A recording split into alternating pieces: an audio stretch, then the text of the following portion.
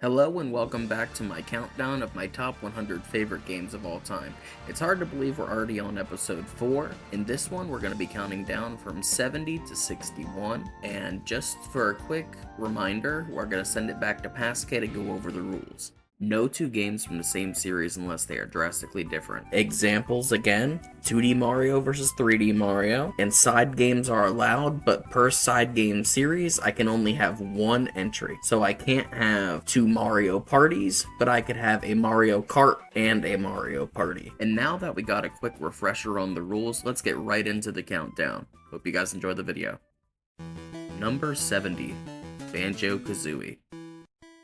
The collectathon genre of game was massively popular in the late 90s and early 2000s, and no game did this better than Banjo-Kazooie. And as someone who loves exploring within the games I play, this game was like absolute crack to me as a kid. Every single nook and cranny of every single stage had something there. Whether it was a note piece, a hidden Jiggy, a Mumbo token, a Jinjo, there was always something to collect. But that's not even half of what Banjo-Kazooie has to offer. It has tight controls similar to Mario 64, but with an improved camera system. And as usual with Grant Kirkhope-led soundtracks, Banjo-Kazooie is one of the best on the Nintendo 64. And even though the Banjo franchise hasn't had a game of its own since 2008, its memorable cast of characters and lasting impact on the culture of gaming cannot be understated. I simply could not recommend this game enough for anybody who is interested in 3D platformers or collectathons.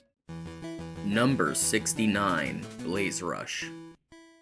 Blaze Rush is what you get when you mix RC Pro-Am and Mario Kart together, and as someone who loves both isometric racers and the item-reliant playstyle of a game like Mario Kart, this is a match made in heaven for me. The twin-stick control style is one that I've always been very fond of throughout games, but it is absolutely perfected in this situation. But one gripe I do have with the game is that it does get very monotonous. There's not that many different game modes, and the ones that are available are all pretty standard fares for what you'd expect in this style of game. While I do find the gameplay loop to be intriguing enough to keep my interest, where the game really exceeds is in its multiplayer. In single player, the CPUs act a little bit predictably in every single race and every single situation, but when you're playing couch co-op, you have no clue what's going to happen.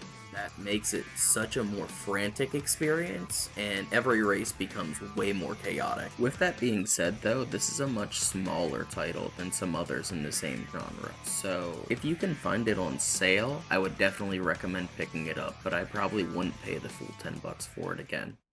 Number 68, Cyberball 2072. Imagine a futuristic robotic football game where if you don't score, the ball just blows up. You probably pictured something pretty cool. Well, scratch that. This is a game from 1988, so it looks like it's straight off the NES. Gameplay-wise, the only way I can describe it is as a top-down version of Tecmo Bowl with passing mechanics similar to the original NFL Blitz. While the game itself is fun on its own merit, the reason it's on this list is completely different. This is one of those games that I played a lot with my dad every time we went to the arcade, which wasn't often, but it was just often enough that it became a core memory for me. He was always so competitive with these kind of games, so I made it my personal goal just to be good enough to beat him, and then I wound up spending like 300 hours total in this game. I'm not sure how much money that would cost in the actual arcade, but it was included in Midway Treasures Collection on the Xbox 360, and that's where I spent the majority of the time playing it. But in general, it's just a very fun arcade football game, and to answer the question you probably have in your mind, yes, there was a game where I wound up shutting him out eventually, and yes, it is still one of my most proud moments I've ever had. Playing it on the Midway Treasure Collection is a good experience, but if you ever come across this arcade machine in a while, definitely give it a try. It's one of the more unique ones out there. Number 67, House of the Dead 2. By today's standards, House of the Dead 2 is a pretty by-the-numbers light gun shooter. It feels a lot more fleshed out than the first entry in the series did, however, it still isn't quite as long and fulfilling as I'd like it to be. I believe it sits right around the 30-minute mark for the entire game in the original arcade format. But don't let its short nature take away from the fact that this is still one of the best light gun games of its era. And yes, some of the hits can be a bit cheap, especially considering how it's an arcade game, but between the story and the very cringy scenes. It's just a wonderful time all around, and if you see the cabinet out in the wild, I'd give it a play. Number 66, Fall Guys. Fall Guys in its current state is kinda lame, but don't let that take away from what it was back before it moved to the free-to-play model. I didn't even mind when it moved over to free-to-play, it was more that they started adding a bunch of unnecessary things, like a stage builder and a whole bunch of new minigames that didn't make nearly as much sense, considering how we already had games that fulfilled those roles and did them better. For example, there's like 30 different versions of Hexagon now, and I have no clue why. I know this segment seems very negative at the moment, but I had a lot of really good times playing Fall Guys, whether it was on stream with Raider, with Aaron, with anybody. It is just a genuinely fun game whenever there is variety in the course structure. But I feel like every time I've played it within the last year or two, it's always been like the same 5 things. What happened to Blast Ball? Just give me a Blast Ball and I'll be happy. Number 65, Ice Hockey. Despite owning this on the NES, I don't think I've ever actually played it on that system. I bought it on the 3DS eShop. It was on sale for 99 cents, and it was the best purchase I think I've ever made on there. The gameplay is super simple, but you can customize your team to kind of add an extra little strategy element to it. I love the sprite work, and I love the little bits and bops in the music. It's just a good, fun package overall. I don't really have that much to say about it. If you have a chance to try it, it's worth giving it a shot. Number 64, Star Wars Racer Revenge. Based upon the back of what Star Wars Episode 1 Racer built, Revenge had a pretty easy road how to expand the formula. Just more tracks, more racers, more licensed music, everything went perfectly. It is a complete knockout of the park, the handling is great, the damage system makes sense this time compared to in Episode 1 where it was kinda iffy. You can actually drift around corners a little bit now, which is definitely a huge upgrade. In general, it is just a great game to launch that PS2 system with, but I personally loved it so much on the PS2 that I bought it again on the PS4 when I found out it got ported, just so I could play it in 720p. If you are a Star Wars fan, more specifically a pod racing fan, you need to play this game. That is the end of the story. Number 63, Sonic R.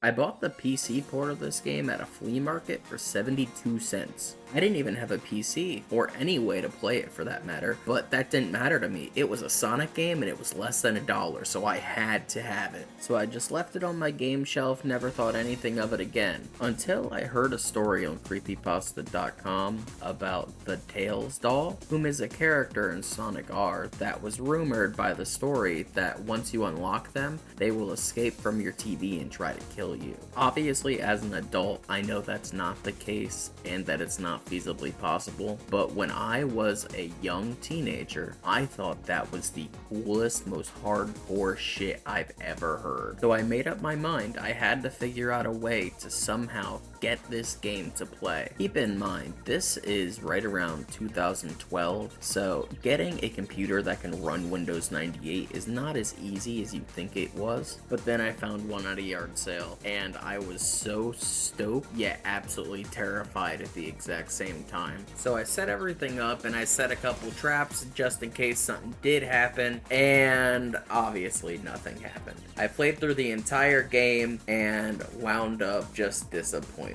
I may not have found a murderous digital doll, but what I did find is a cult classic Sonic game that I've since gone back and played many times. I love it very much for its weird cast of characters, including the Tails doll, but I also love the music. Every single song on this soundtrack pretty much has lyrics in one way or another, but Can You Feel the Sunshine has transcended this game and made it into like just general pop culture, which is weird to me coming from a Sonic side game. There was once a time in my life where I loved this game and the story of the Tails doll so much that I have a Tails doll tattoo on my right arm. Since then, my enthusiasm for both the game and the story have waned significantly. However, it does still hold a special place in my heart just for that brief moment in time where I was fully encapsulated by this story. And that's why it's on this list.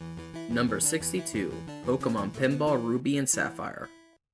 I absolutely loved Pokemon Pinball on the Game Boy Color, but I felt like it was too simple of a game. When I found out that this game existed, I genuinely jumped out of my chair and called the local game store. After I went and picked it up, I was absolutely hooked. Between the upgraded Pokedex, the newer graphics, the sound design, and all the little mini games that there were available, I was absolutely in heaven playing this. I didn't want to go to work, I didn't want to go to class, I didn't want to do anything except finish this game and work on this Pokedex. But then Mario Kart 8 got released, and that completely took over my life. And I don't just mean like 100%ing my save file and playing races online. I mean like going to tournaments, actually going to play this game with other people, like out in public. Keep in mind, I'm a very introverted person, so I wouldn't normally do that in everyday situation. But this game had me by the balls for months. So obviously Pokemon Pinball fell by the wayside for me for a while, but once I did pick it back up and finish my save file, I was confidently able to say it is among some of my favorite games, so it definitely does deserve to be on this list. Number 61, NCAA Football 13. The NCAA football games on the Xbox 360 and PS3 generation were completely built different than every other sports game I've ever played before. The pure amount of mini games and side modes that there were in these games are absolutely ridiculous, and I specifically chose NCAA 13 for this list just because of the Heisman moments. I don't know what it was about that mode, but I just really enjoyed just going through those classic settings. As someone who didn't play online very much at the time, I had no need for things like online dynasties or ultimate team. The only thing I really wanted to do is build my own personal dynasty, play Road to Glory, and play those Heisman moments. I don't really have much to say about this game other than that. It's a very fun game. If you like these kind of sports games, you'll probably enjoy it. If you don't like these kind of sports games, it's probably not for you. Alright boys, that's going to just about wrap up our countdown for the episode, but before we get into our recap, I just want to give a friendly reminder that we are still giving away your choice of any one game from the entire list. Doesn't matter if it's number 1 or number 100, it could be yours. All you have to do is comment below any video in the entire series with what your favorite game is. Comments that were submitted before I announced this in episode 3 are still eligible. It doesn't matter if you told me what your favorite game is, you still commented, so you automatically have an entry. Just figured I'd clarify that quick for everybody. Now that that's out of the way, let's get into our recap. Number 70, Banjo-Kazooie. 69, Blaze Rush. 68, Cyberball 2072. 67, House of the Dead 2. 66, Fall Guys. 65, Ice Hockey. 64, Star Wars Racer Revenge. 63, Sonic R. 62, Pokemon Pinball Ruby and Sapphire. 61, NCAA Football 13. And there we have it, folks. That is our lineup for episode 4. I hope you guys enjoyed the video. I'm sorry it ran a little bit longer than the previous ones, but I surprisingly had a lot more to say today than I did in previous episodes. So I appreciate you hanging out with me, and I hope to see you again in the next one. Bye-bye.